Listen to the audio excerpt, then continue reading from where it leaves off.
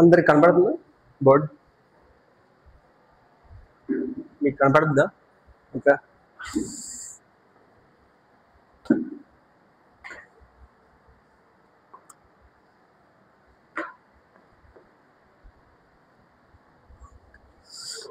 ప్రార్థన చేసుకుందాం. పరిశుద్ధుడా, దయాళుడా, కృపగల తండ్రి, నీకే వందనాలు తండ్రి.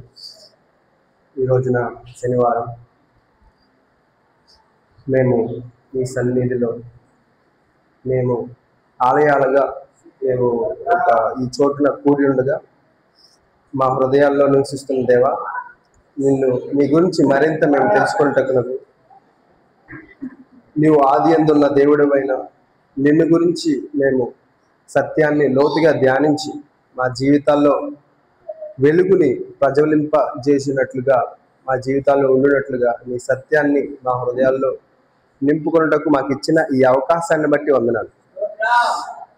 ఈ సత్యాన్ని నేను కృషితో నేర్చుకుని నాయన ఈ అసత్యంలో ఉన్న ఈ లోకంలో సత్యాన్ని స్థాపించి నీ రాజ్యానికి నాయన పునాదులు వేయటకు సహాయం చేయమని ప్రార్థిస్తున్నాం.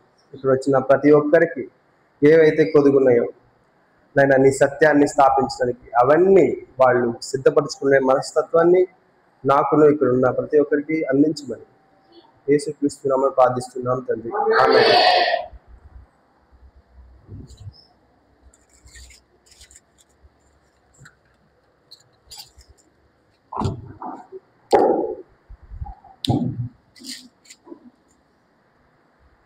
ఓకే, సో అందరూ బాగున్నారా? ఆరోగ్యంగా ఉన్నారా? ఎవరికైనా అనారోగ్యాలు ఉన్నాయా? సో మీ ఆత్మ ఎలా ఉంది? కేవలం మీ శరీరం నుంచే మాట్లాడుతున్నారా? మీ ఆత్మ ఆరోగ్యం గురించి ఎప్పుడైనా ఏ డాక్టర్ దగ్గరికి వెళ్ళారా? మన శరీరం మన ఆత్మ ఏకమై ఉన్నాయి. సో మన బాహ్య శరీరం ఎంత బలంగా ఉన్నప్పటికీ మన అంతరంగ శరీరం అదే స్థాయిలో మనం ఉంచాలి. బలంగా ఉన్నా బలంగా లేకపోయినా మన అంతరంగ మన చర్యలు తీసుకోవాలి, లేదంటే మన ఆత్మ బలహీనపడుతుంది. సో దేవుడు కృపను బట్టి మనం అందరం ఆత్మ ప్రేరేపించిన తత్వాన్ని బట్టి మనం అంగీకరించి ఇక్కడ కూడుకున్నాం. సో కొన్ని సత్యాలు మనం తెలుసుకుంటున్నాం. సో గత కొన్ని రోజులుగా నాకు దేవుడిచ్చిన అవకాశాన్ని బట్టి మీతో కొన్ని విషయాలు పంచుకుంటున్నాను. ఆ విషయం ఏంటి? మానసిక క్రమశిక్షణ. మీకు దాని మీద ఏమైనా స్పందనలు కానీ ఏమైనా ఎక్స్ట్రాగా యాడ్ చేయాల్సినవి ఉన్నాయి కానీ ఏమైనా చెప్పాలనుకుంటే లేదంటే ప్రశ్నలు ఏమైనా ఉన్నాయంటే ఇప్పుడు మీరు అడగచ్చు. మీకు 1 నిమిషం టైం ఇస్తున్నా.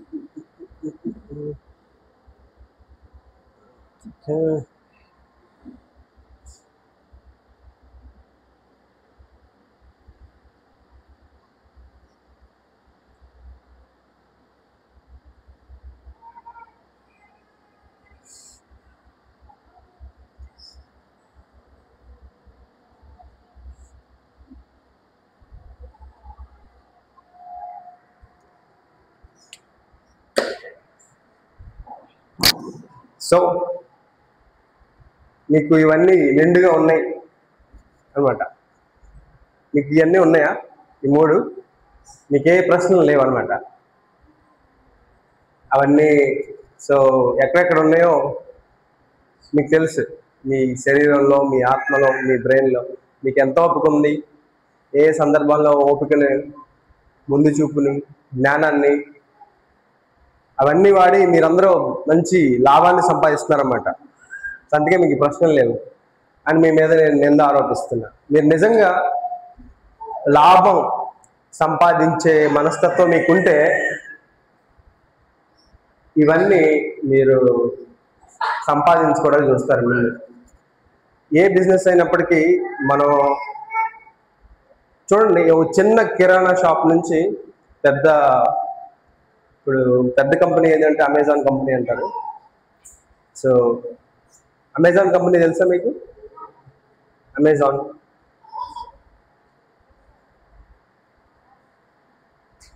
సో ప్రస్తుతానికి గూగుల్ బిజినెస్ అది. బట్ ఈ కామర్స్, మనం నిత్యావసర వస్తువులు అమ్మేది పెద్ద కంపెనీ ఏదైనా ఉందంటే దాని పేరు అమెజాన్ అంటారు.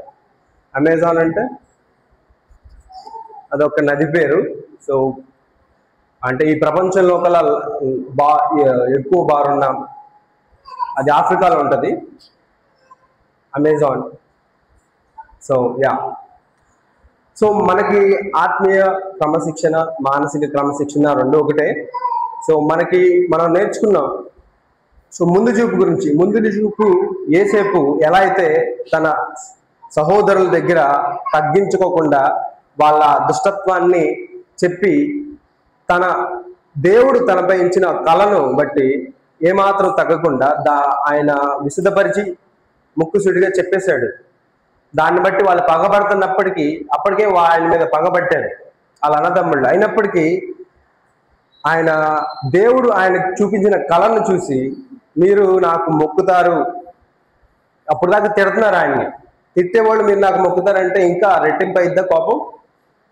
సో ఆయన దాన్ని చూసి ఒక వెనకడుగు వేయాలి కదా, వెనక్కి చూడాలి కదా. వాళ్ళు మళ్ళీ ఇప్పుడు దాకా నేను తిడతా వచ్చారు, ఇంకా నేను దేవుడు నాకేమో వాళ్ళు నాకు మొక్కుతారు అని కళ ఇచ్చాడు, నేను దాన్ని నా దగ్గర ఉంచుకుంటే సరిపోయిద్దిగా అనుకోవచ్చు కదా. కానీ ఏం చేశాడు ఆయన? చెప్పాడా, దాచుకున్నాడా? చెప్పాడు. సో ఆయన ముందు చూపు చూసి ఆ సత్యాన్ని ప్రకటించాడు వాళ్ళ సహోదరులకు. కాబట్టే వాళ్ళ మీద పగ పెరిగింది. ఆ పగ పెరగటాన్ని బట్టే ఆయన బంధించబడి ఐగుప్తుకి కొనుక్కోబడ్డాడు. అవునా కదా? హల్లెలూయా. సో అది మనం నేర్చుకున్నాం. సో ముందు చూపు. సో ఓపిక గురించి మనం కూడా నేర్చుకున్నామా? ఓపిక గురించి నేను ఏం చెప్పాను?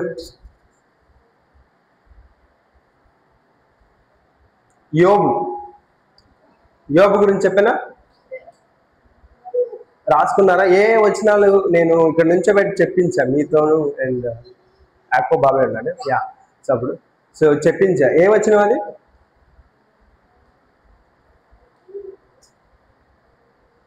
గుర్తులేదా? యోబు 1వ అధ్యాయం 21వ వచనంలో ఉంటుంది. ఒకసారి జ్ఞాపకం చేసుకుందాం. నేను ఓపికలో 2వ భాగాన్ని మీకు, ఒక దావీదు జీవితంలో 3 భాగాలు ఓపిక ఆయన ప్రదర్శించినప్పుడు ఆయనకి ఏమైంది, ఓపిక ప్రదర్శించినప్పుడు ఆయనకి ఏమైంది అనే 3 భాగాలు ఉన్నాయి. ఆయన జీవితాన్ని ధ్యానిద్దాం కొద్ది నిమిషాలు. ఒకసారి ఇంతకు ముందు చేసుకునే మనం రివిజన్ చేసుకుంటున్నప్పుడు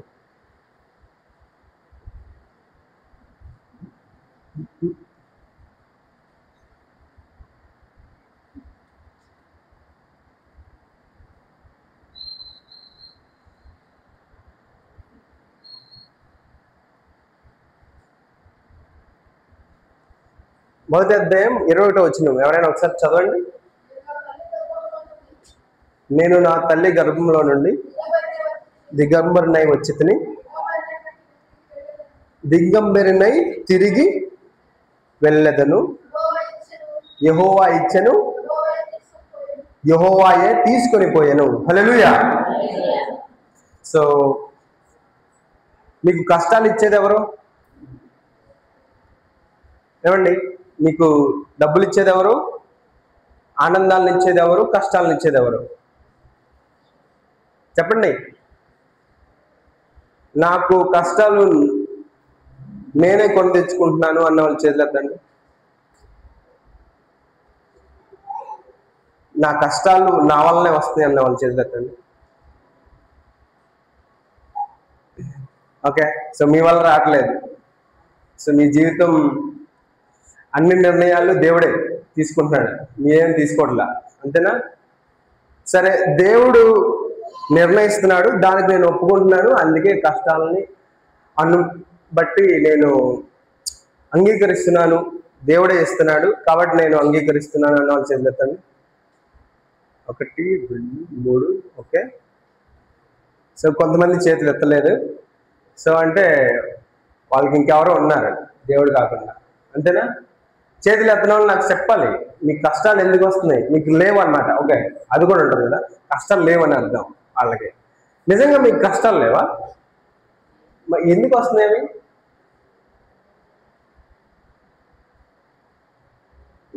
ఇప్పుడే చదువుకున్నా, ఏసేపుకి ఎందుకు కష్టం వచ్చింది? దేవుడి మాట విన్నందుక, ఆయన ముందు చూపు చూసి ఆ సత్యాన్ని వాళ్ళ అన్నదమ్ములకు ప్రకటించినందుక, లేదంటే భయపడి అమ్మో అదేదో జరిగిద్దని వెనక్కడ అలాగే ఆ సత్యాన్ని హృదయపూర్వకంగా నమ్మకుండా ఉన్నందుక? ఎందుకు వచ్చినాయి ఆయన కష్టాలు? ఎందుకని? యా, హల్లెలూయా. దేవుడు మనకి ఒక మార్గాన్ని మనకు సిద్ధపరుస్తాడు, కొన్ని మార్గాలు తెరుస్తాడు మన కోసం. ఆ మార్గాలను మనం నమ్మాలి. అది కష్టంగా ఉంటుంది, మనం నడవలేమేమో అని అనిపిస్తుంది, కానీ మనం చూడాల్సింది దేని వైపు? ఎవరి వైపు? యా. సో ఎందుకనంటే మనం నడిపించేవాడు ఆయనే. యోబు 23వ అధ్యాయం 10వ వచనం ఒకసారి చదవండి. మీకు ఇది నోటెడే అనుకున్నానే. యోబు 23:10. నేను నడుచు మార్గము ఆయనకు తెలియను, ఆయన నన్ను శోధించిన తరువాత నేను సువర్ణము వలె కనబడదును. ఇక్కడ ఎవరు బంగారం? ఇక బంగారం అని ఎవరైనా పిలుస్తారా మీరు? మీ పిల్లలను కూడా పిలవరా బంగారం అని? పిలవరా? సో దేవుడు మిమ్మల్ని బంగారం అని పిలిచాడంటే దాని అర్థం ఏంటి? మీరు తట్టుకుని నిలబడ్డారు అని అర్థం. హల్లెలూయా. ఇక్కడ ఎవరైనా మీకు మీ జీవితాల్లో ఒక మనిషి ఆయన బంగారం అయ్యా అని అన్న వాళ్ళు ఎవరైనా ఒక పేరు చెప్తారా? మీ కుటుంబంలో కానీ ఇప్పుడు మీరు పుట్టిన దగ్గర నుంచి ఇప్పుడు దాకా ఫలానా వ్యక్తి బంగారం అని అన్నప్పుడు ఏ ఉద్దేశం మీకు వస్తుంది? ఆలోచించండి ఒకసారి. ఎవరినైనా పిలిచారా మీరు? సరే, పిల్లలంటే మంచిగా నడిచినప్పుడు కొంచెం ముద్దుగా పిలుస్తారు, అవునా? మంచిగా నడిచినప్పుడు మన మాట విన్నప్పుడు బంగారమే, నా బంగారమే అంటారు కదా. ముసలోళ్ళు ఎక్కువ అంటారు మనవాళ్ళని చూసి, అవునా?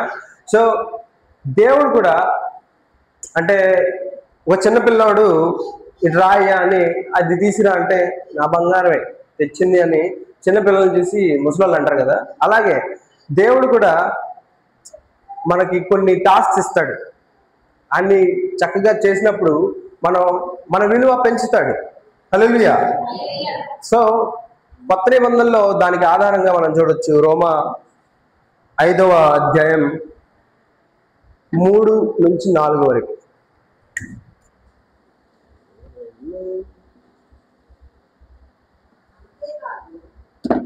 ఓకే ఓకే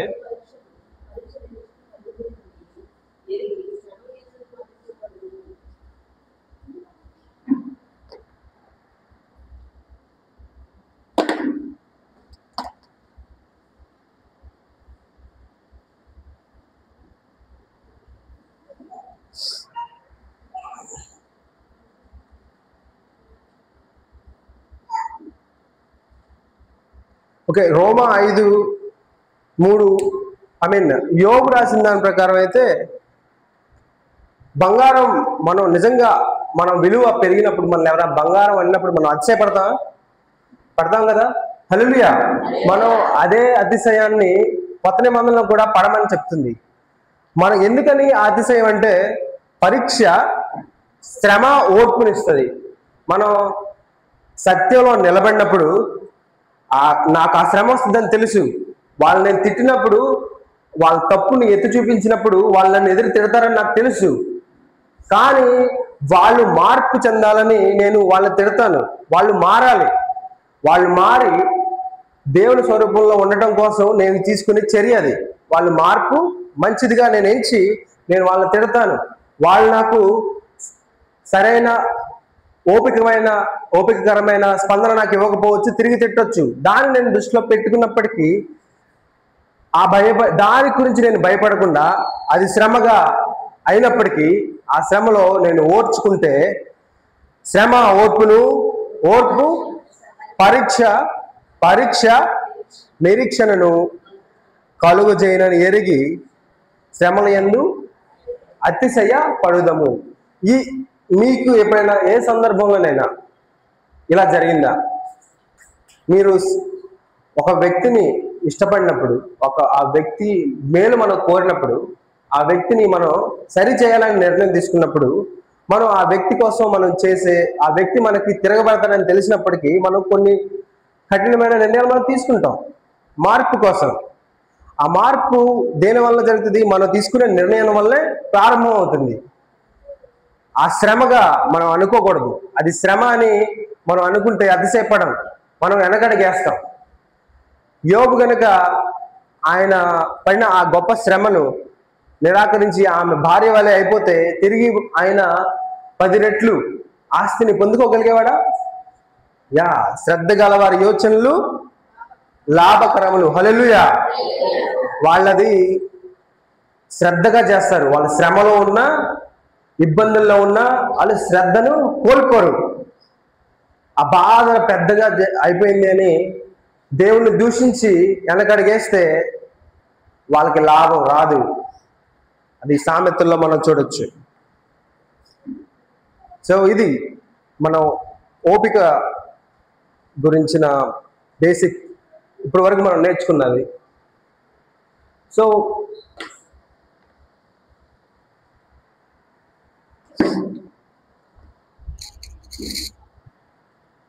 సో దావీదు జీవితంలో ఏం జరిగింది అని మనం ఒకసారి చూద్దాం. టైం ఎంత అయింది? 9. Okay, 20 minutes more. సో దావీదు జీవితంలో 3 సార్లు ఆయన ఓపికను ప్రదర్శించాడని మనం చూడవచ్చు. దావీదు చరిత్ర మనకు ఎక్కడెక్కడ ఉంటుంది? మీరు బైబిల్ చదివేవాళ్ళు దావీదు గురించి మీరు ఏ గ్రంథంలో చూస్తారు? అంతేనా? రాజులా? కీర్తనలు అంటారు. కొంతమంది కీర్తనలు అంటున్నారు, కొంతమంది రాజులు అంటున్నారు. అంతేనా? ఇంకెక్కడ ఉండదా? మొదటి సమయంలో ఆయన ఆరంభం, ప్రస్తావన మొదటి సమయంలో ఉంటుంది. సో సౌలును సమూయేలు అభిషేకిస్తాడా? అభిషేకించి మొట్టమొదటి రాజుగా అభిషేకిస్తాడు. ఆయన పరిపాలన చేస్తాడు. అదంతా చక్కగా జరుగుతుంది. ఆయన దేవుడి మాట వినటం మానేస్తాడు. అప్పుడు ఏం జరుగుతుంది? సమూయేలుకి దేవుడు మళ్ళీ చెప్తాడు, ఈయన మీద నా ఆత్మ నేను ఉంచాలనుకోవట్లేదు అని, దావీదుని అభిషేకించు అని వాళ్ళ తండ్రి దగ్గర వాళ్ళ అన్నదమ్ములందరినీ, వాళ్ళ తండ్రి పేరేంటి మర్చిపోయాను నేను,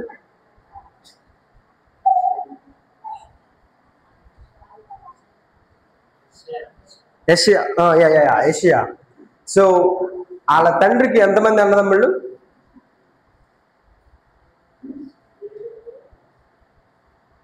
ఐ థింక్ 8 మంది. సో ఈయన చిన్నవాడు. సో ఈ చిన్నవాడిని గొర్రెలు కాసుకుంటూ పంపించేవాడు. సో హౌస్ ఆఫ్ డేవిడ్ అని ఒక సిరీస్ జరిగింది, అంటే అమెజాన్ ప్రైమ్లో వస్తుంది. దాంట్లో ఒక కోణంలో చూపించారు, నేను చూశాను అది. సో ఆ కోణం బైబిల్లోకి అంచుమించు అలాగే ఉంటుంది. సో నాకు ఆయన ఎందుకని వాళ్ళ తల్లి వలన పాటలు పాడటం నేర్చుకున్నాడనే కోణంలో చూపించారు ఆ సిరీస్. సో మేబీ అదే జరగండొచ్చు, మనం బైబిల్లో అయితే అది ప్రస్తావన లేదు. సో సో దావీదు 8 మంది అన్నదమ్ములు ఉన్నప్పుడు సౌలు ఆల్రెడీ రాజ్యం చక్కగా జరుగుతుంది, కానీ సౌలు ఫిలిస్తీన్ల యొక్క అందరినీ సంహరించమని చెప్తాడు యుద్ధంకి వెళ్ళినప్పుడు, కానీ ఆయన సంహరించడు. అందరినీ సంహరించకుండా రాజుని ఉంచుకుని దేవుడి మాట వినకుండా. సో అలా ఉన్నప్పుడు దేవుడు సమూయేలు వచ్చి ఆయన ఎన్నోసార్లు హెచ్చరిస్తాడు, అయినా సరే వినడు. ఆయన ఎందుకని ఆయన గర్విస్తున్నాడు, నేను చూడు చంపాను, ఈ రాజ్యాన్ని నేను చంపానని చూపించుకోవడానికి ఆ ఫిలిస్తీన్ల రాజుని అలాగే ఉంచేసుకుని మిగతా వాళ్ళందరినీ చంపి వాళ్ళని పొళ్ళు సొమ్ము అంతా దాచుకుని చూపించడానికి అలా గర్వంగా ప్రవర్తించాడు. సో అందుకనే ఆయన మీద ఉన్న దేవుని ఆత్మను తీసేసి ఎవరి మీద పెడతాడు? ఒక గొర్రెలు కాచుకునే వ్యక్తికి. ఆ గొర్రెలు కాచుకునే వ్యక్తి ఏం చేసేవాడంటే పాటలు పాడేవాడు. హల్లెలూయా. ఆయన దగ్గర ఉన్న వీణను పెట్టుకుని పాటలు పాడుతూ దేవుని స్తుతించేవాడు. మరి నేను చూసిన దాని ప్రకారం అయితే వాళ్ళ అమ్మ దగ్గర నేర్చుకున్నాడంట సో పాటలు పాడటం. సో అది మనకి విసిద్ధపరచలేదు బైబిల్. సో సో దావీదు జీవితంలో మొదటి సంఘటన ఓపిక ఎక్కడ చూస్తామంటే ఆయన బాలుడైనప్పుడు ఆయన్ని సమూయేలు అభిషేకిస్తాడు. ఎందుకు అభిషేకించాడు? రాజు అవడానికి. హల్లెలూయా. అభిషేకించేశాడు. అండ్ తర్వాత రోజు ఇంకా ఎక్కేశాడా కుర్చీ? ఎక్కేశాడా? దాని తర్వాత రోజే ఎన్ని రోజులు పెట్టింది? ఓ 2 వారాల. మన సీఎం గెలిచిన తర్వాత ఎన్ని రోజులు ఆగుతాడు ప్రమాణ స్వీకారం చేయడానికి?